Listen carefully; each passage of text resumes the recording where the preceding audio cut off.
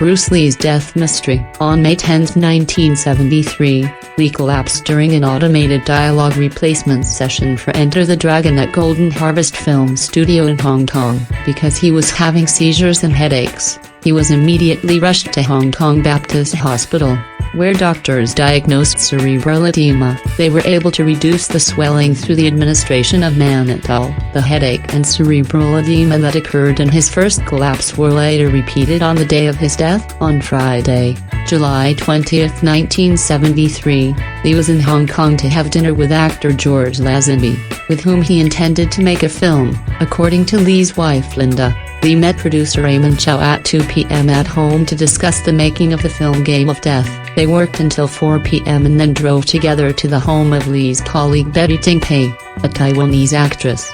The three went over the script at Ting's home, and then Chow left to attend a dinner meeting. Later, Lee complained of a headache, and Ting gave him the painkiller Equagesic, which contained both aspirin and a tranquiliser meprobamate. Around 7:30 p.m., he went to lie down for a nap. When Lee did not come for dinner, Chow came to the apartment, but he was unable to wake Lee up. A doctor was summoned, and spent 10 minutes attempting to revive Lee before sending him by ambulance to Queen Elizabeth Hospital. Lee was declared dead on arrival at the age of 32.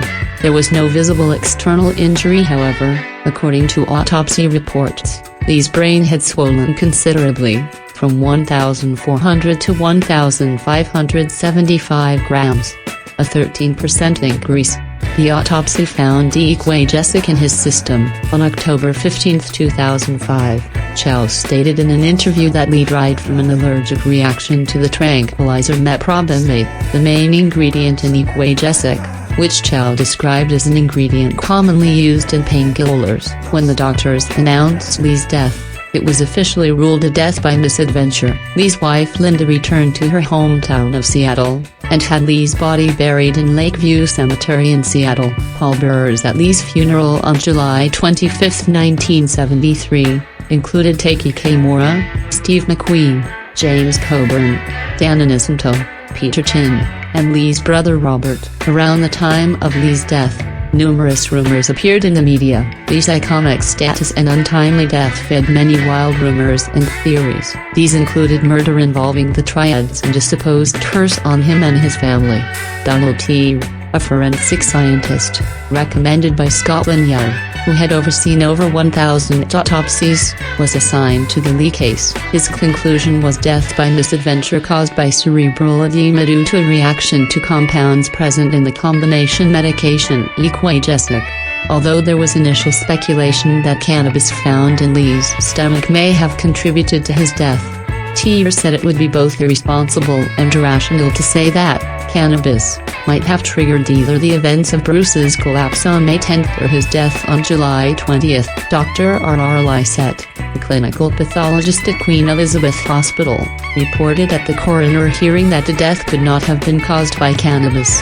In a 2018 biography, author Matthew Polly consulted with medical experts and theorized that the cerebral edema that killed Lee had been caused by overexertion and heat stroke. Heat stroke was not considered at the time because it was then a poorly understood condition. Furthermore, Lee had his underarm sweat glands removed in late 1972, in the apparent belief that underarm sweat was unphotogenic on film. Polly further theorized that this caused Lee's body to overheat while practicing in hot temperatures on May 10 and July 20, 1973, resulting in heat stroke that in turn exacerbated the cerebral edema that led to his death. In an article in the December 2022 issue of Clinical Kidney Journal, a team of researchers examined the various theories regarding Lee's cause of death, and concluded that his fatal cerebral edema was brought on by hyponatremia, an insufficient concentration of sodium in the blood. The authors noted that there were several risk factors which predisposed Lee to hyponatremia, including excessive water intake, insufficient solute intake, alcohol consumption, and use or overuse of multiple drugs which impair the ability of the kidneys to excrete excess fluid. These symptoms prior to his death were also found to closely match known cases of fatal hyponatremia. Did too much water kill Bruce Lee, the martial arts legend known for saying, "Be water, my friend"?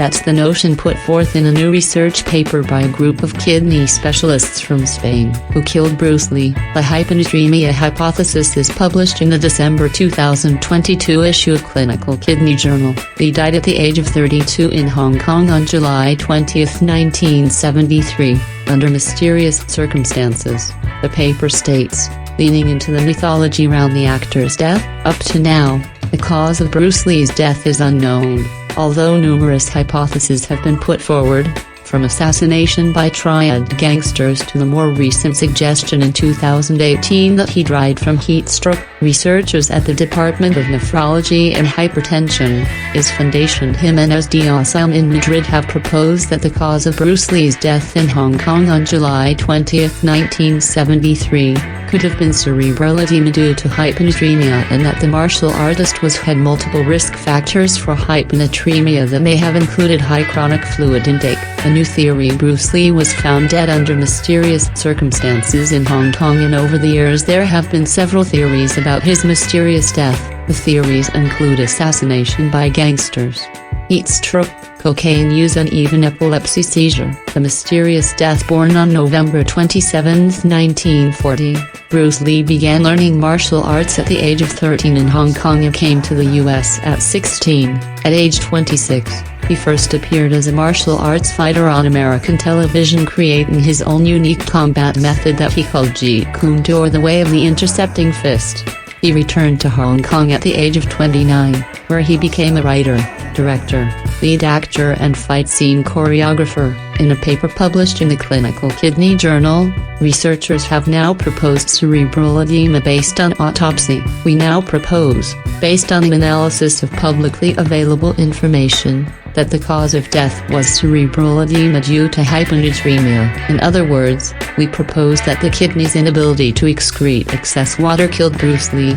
The paper reads, researchers attribute that on the day of his death Lee had consumed marijuana before driving to the house of Betty Ting and actively acted out some scenes of an upcoming movie. He was the producer of his films, Raymond Chow. He experienced a headache and dizziness around 7:30 p.m. after drinking water and was given a Equagesic pill-biting and went into the bedroom to rest, where at 9:30 p.m. he was found unconscious. A doctor was called, who unsuccessfully conducted cardiopulmonary resuscitation. Lee was sent to the nearest hospital, where he was pronounced dead. His autopsy revealed no signs of external injuries and no tongue bite. Researchers said that cerebral edema had resulted in a brain weight of 1,575 grams compared with a normal 1,400 grams. Bruce Lee's death was officially ruled to be the result of cerebral edema caused by hypersensitivity to Equagesic. WHO killed Bruce Lee.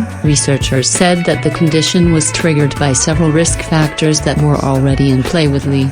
He had suffered a first episode of cerebral edema 2 months earlier, in May 1973, and had gone through an episode of headache, disorientation and inability to walk and losing consciousness. Matthew Hawley, in his 2018 book Bruce Lee, A Life, proposed heat stroke, and he also mentions a fluid-based diet, a carrot and apple juice. On the evening that Lee died, Hawley repeatedly refers to water intake during the day, including just before Lee became noticeably ill.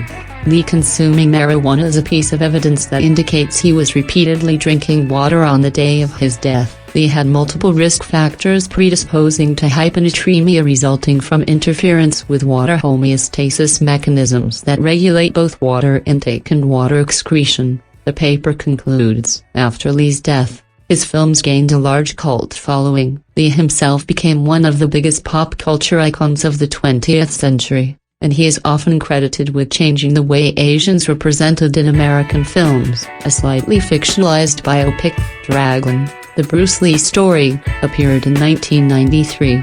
His son, Brandon, followed Lee into acting, and he died after being shot with a misloaded prop gun while filming The Crow, 1994.